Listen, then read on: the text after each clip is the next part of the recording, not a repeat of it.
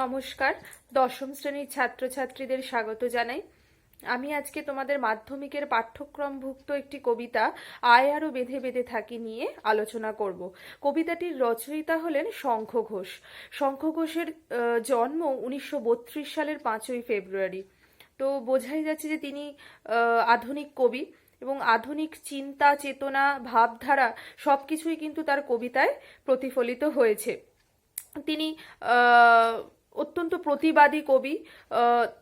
তার জীবিতকালে যখনই কোনো অন্যায়মূলক ঘটনা ঘটেছে তখনই সেই ঘটনার সম্পর্কে তিনি উচ্চকণ্ঠ হয়েছেন, তার প্রতিবাদ বর্ষিত হয়েছে বিভিন্ন স্থানে, বিভিন্ন কবিতায়, বিভিন্ন পত্রপত্রিকায়।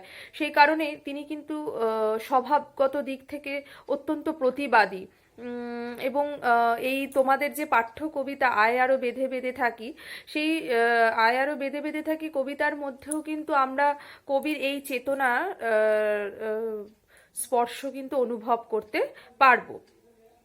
এই আয় আরো বেঁধে বেঁধে থাকি কবিতাটির যে প্রেক্ষাপট, এই কবিতাটির প্রেক্ষাপট মূলত 1999 এ সংঘটিত কার্গিলের যুদ্ধ।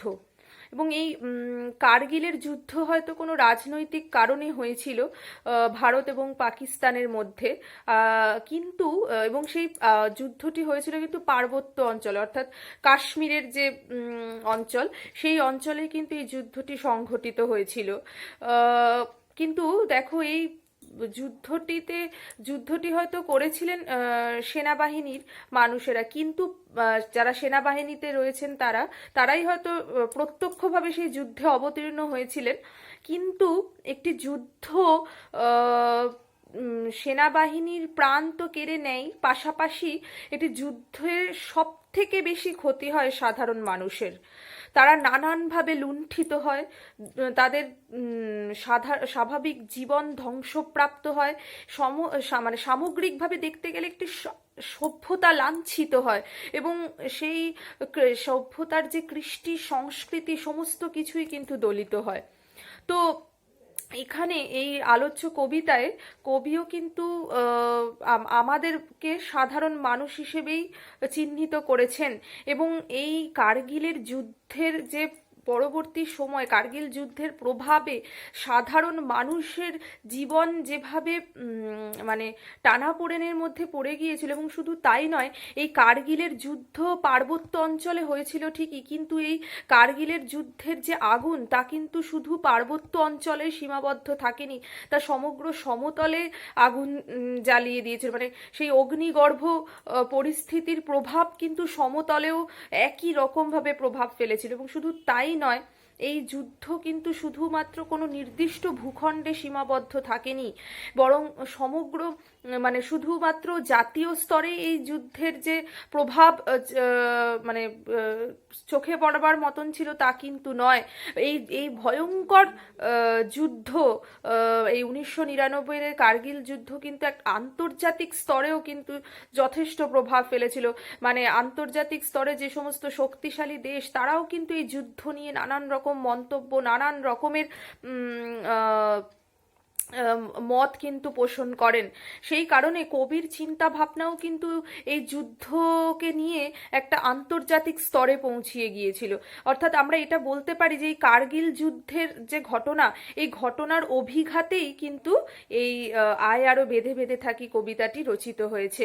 এবং আরেকটি বিষয় যেটা বলবার, সেটা হচ্ছে এই কার্গিল যুদ্ধই শুধু নয়, পাশাপাশি কবি তার যে জীবৎকাল, সেখানে কিন্তু এই কবিতাটি যে কাব্যগ্রন্থের অন্তর্ভুক্ত, সেই কাব্যগ্রন্থটির নাম হচ্ছে জলই পাষাণ হয়ে আছে। এবং এই জলই পাষাণ হয়ে আছে কাব্যগ্রন্থটি প্রকাশ পায় 2004 সালে। এই 2004 সালে এই কাব্যগ্রন্থটি প্রকাশ পায়, আর এই কার্গিল যুদ্ধ কিন্তু ঘটে 1999, এবং তার পরবর্তী সময়েও যে ভয়াবহ অবস্থার মধ্যে দিয়ে আমাদের দেশ এবং সারা বিশ্বের যে ভয়ঙ্কর পরিস্থিতি তিনি প্রত্যক্ষ করেছেন, তারই প্রভাবেই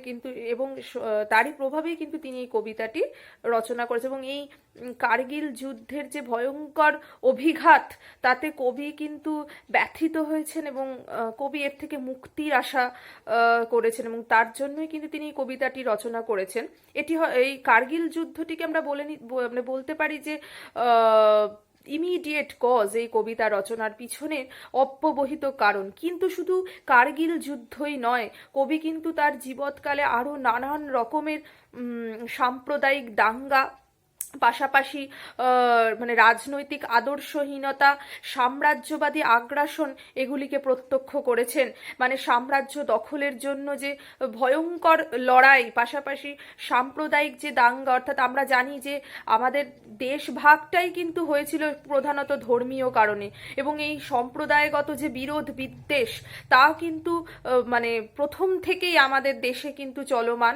এবং শুধু তাই নয়, রাজনৈতিক ক্ষেত্রেও কোনো আদর্শ নেই, কোনো এই আদর্শহীনতা কবিকে কিন্তু প্রচণ্ড ব্যথিত এবং মানে উচ্চ কণ্ঠে মানে কবিকে প্রতিবাদ করতে বাধ্য করেছিল। এবং কবি মনে করেছেন যে এর থেকে মুক্তির কোনো পথ প্রয়োজন, এবং সেই মুক্তির পথই যেন তিনি নির্দেশ করেছেন এই কবিতার মধ্যে দিয়ে। ঠিক আছে, তো আমরা এবার একটু কবিতার মধ্যে প্রবেশ করব। তোমরা প্রত্যেকেই কবিতাটির খুলবে।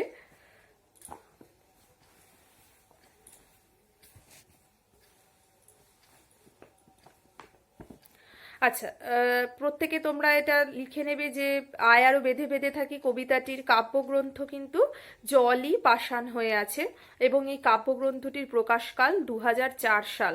সবসময় যখনই কোনো আমরা কবিতা পড়ব, তখনই সেই কবিতা রচনার পিছনে যে প্রেক্ষাপট, সেই প্রেক্ষাপট বিচার করতে গেলে কবিতা রচনার বা কাব্যগ্রন্থের রচনার সময়কালটি জানা অত্যন্ত প্রয়োজন। এবং সময়কালটি জানলেই কিন্তু তার আশেপাশের সময়ের কোনো বিশেষ ঘটনাকে কেন্দ্র করেই কিন্তু প্রভাব তার কবিতার মধ্যে আমরা দেখতে পাই, কবিদের কবিতার মধ্যে। তো সেক্ষেত্রে শঙ্খ ঘোষের কবিতার মধ্যেও কিন্তু সেই কারণে এই কার্গিল যুদ্ধের অভিঘাতের যে প্রভাব, তা কিন্তু আমরা খুঁজে পাই।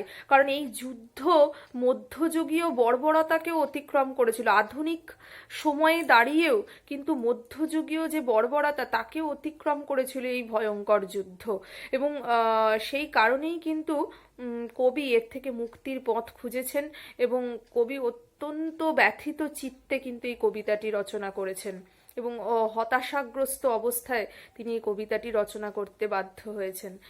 দেখো, আমরা কবিতার মধ্যে প্রবেশ করছি।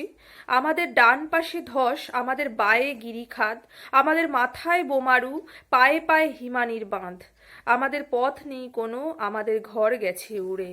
তাহলে দেখো, এখানে আমাদের বলতে আবারও আমি তোমাদের বললাম যে এই যে কোনো যুদ্ধে সব থেকে বেশি ক্ষতিগ্রস্ত হয় সাধারণ মানুষ, কারণ তারা নানানভাবে অপদস্থ, নানানভাবে অবহেলিত, নানানভাবে লুণ্ঠিত হয়। এবং সেই কারণেই কিন্তু কবি এখানে আমাদের বলতে সাধারণ মানুষকে বুঝিয়েছেন, অর্থাৎ আমাদের মতন সাধারণ মানুষ।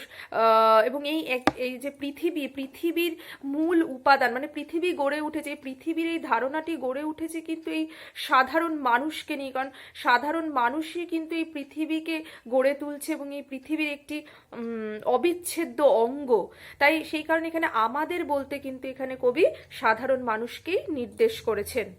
আমাদের ডান পাশে ধস, আমাদের বায়ে গিরিখাদ, অর্থাৎ এখানে প্রতিটি শব্দ আমাদের ডান পাশে, এখানে কবি বিভিন্ন পাশের কথা বলছেন। এর মধ্যে দিয়ে কবি এটাই বোঝাতে চাইছেন যে আমাদের চারিদিকেই কিন্তু বর্তমান পৃথিবীতে আমাদের চারিদিকে বিপদ। আমরা এমনই একটি অনিশ্চয়তার মধ্যে বসবাস করছি, এমন একটি ভয়ঙ্কর সময় পর্বের মধ্যে দিয়ে এগিয়ে যাচ্ছি, যেখানে মানুষের বিশ্বাস তলানিতে ঠেকেছে, যেখানে সাম্প্রদায়িকতা, ধর্মান্ধতা, মানুষের মধ্যে থাকা মানে রাজনৈতিক যে আদর্শহীনতা এবং সাম্রাজ্য ভারতবাদী আগ্রাসনের প্রভাব এতটাই তীব্র রূপ ধারণ করেছে যে সাধারণ মানুষের জীবনই একটা অনিশ্চয়তার মধ্যে, একটা প্রশ্ন চিহ্নের মধ্যে যেন অবতীর্ণ হয়েছে। সেটাই কবি যেন এখানে তার চারপাশের যে বিপদগুলো যেন এক একটি শব্দের মধ্যে দিয়ে বোঝাতে চাইছেন। কবি কি বলছেন, আমাদের ডান পাশে ধস। আবারও বলছি, এখানে কবিতার প্রেক্ষাপট কার্গিল যুদ্ধ, মানে কার্গিলের যে পার্বত্য অঞ্চল, এবং সেই পার্বত্য অঞ্চলের প্রভাব কিন্তু এই কবিতায় যথেষ্ট আমরা অনুভব করতে পারবো। সেই জন্য এখানে দেখো কবি সেই পার্বত্য অঞ্চলের যে বিভিন্ন অনুষঙ্গ সেগুলোই কিন্তু এখানে কবি তুলে ধরতে চাইছেন। কিন্তু আবারও বলছি, এই কবিতা শুধুমাত্র এই কাশ্মীরের পার্বত্য অঞ্চলের মধ্যেই সীমাবদ্ধ থাকেনি, একটা আন্তর্জাতিক স্তরে, একটা আন্তর্জাতিক ভাবনায় কিন্তু কবি এই কবিতাটিকে পৌঁছিয়ে দিয়েছেন। কারণ এই কার্গিলের যুদ্ধ শুধুমাত্র একটি নির্দিষ্ট ভূখণ্ডে সীমাবদ্ধ থাকেনি, তা জাতীয় ভাবনাকে অতিক্রম করে এক আন্তর্জাতিক স্তরে কিন্তু পৌঁছিয়ে গিয়েছিল। এবং সেই কারণেই কবি এখানে কিন্তু এই পার্বত্য অঞ্চলের কথা বললেও পাশাপাশি এই কবিতার যে মূল ক্ষেত্র তা কিন্তু সমগ্র বিশ্ব জুড়েই এবং একটা আন্তর্জাতিক স্তরের ভাবনাই কিন্তু এই কবিতায় প্রতিফলিত হয়েছে। তাহলে দেখো, আমাদের ডান পাশে ধস, ধস বলতে এখানে বিনাশকেই চিহ্নিত করছে। একটি যুদ্ধ সমগ্র সভ্যতাকে বিনাশ প্রাপ্ত করে, সমগ্র সভ্যতাকে ধ্বংস করে দেয়। সেই জন্যই কবি বলছেন আমাদের ডান পাশে ধস, আমাদের বাঁয়ে গিরিখাদ। বাঁয়ে মানে বাম পাশে, গিরিখাদ মানে কি, পাহাড়ের যে খাদ, অর্থাৎ সেই খাদ কিন্তু এখানে, খাদ বলতে এখানে মৃত্যু ফাঁদকে বোঝানো হয়েছে। যে কোনো মুহূর্তেই কিন্তু আমরা এই যুদ্ধের অভিঘাতে আমাদের জীবন বিপন্ন হতে পারে, আমরা মৃত্যু মুখে পতিত হতে পারি, আমাদের জীবনের কোনো মূল্য বর্তমান পৃথিবীতে কিন্তু নেই। আমাদের মাথায় বোমারু, পায়ে পায়ে হিমানির বাঁধ। তাহলে কি বলছেন কবি, আমাদের মাথায় বোমারু। বোমারু মানে কি, যে বিমান থেকে বোমা নিক্ষেপ করা হয়, অর্থাৎ যুদ্ধের সময় বিমানের মধ্যে দিয়েও কিন্তু বোমা নিক্ষেপ করা হয় যে কোনো, যেই যুদ্ধে, যে অঞ্চলে যুদ্ধ হচ্ছে সেখানে। শুধু যে অঞ্চলে যুদ্ধ হচ্ছে তা নয়, সাধারণ মানুষের বসতির মধ্যে যে কোনো স্থানে কিন্তু বিরোধী যে যুদ্ধবাদী দল তারা যে কোনো সময় যে কোনো স্থানেই কিন্তু এ ধরনের বোমা নিক্ষেপ করতে পারেন। তাই যে কোনো মুহূর্তেই কিন্তু আমাদের প্রাণ সংশয় ঘটতে পারে। পায়ে পায়ে হিমানির বাঁধ, হিমানি মানে কিন্তু বরফের যে বড় বড় চাই, সে তার বাঁধ। অর্থাৎ আমাদের প্রতিটি পদক্ষেপেই কিন্তু বিপদ, প্রতিটি পদক্ষেপেই মৃত্যু ফাঁদ, আমাদের চারিদিকেই কিন্তু মৃত্যু ভয় এবং এক অনিশ্চয় পৃথিবীর মধ্যে দিয়ে কিন্তু আমরা এগিয়ে চলেছি বলেই কবির মনে হয়েছে। আপাতত এই পর্যন্ত রইল, পরবর্তী আলোচনা আমরা পরবর্তী ভিডিওতে করব। নমস্কার।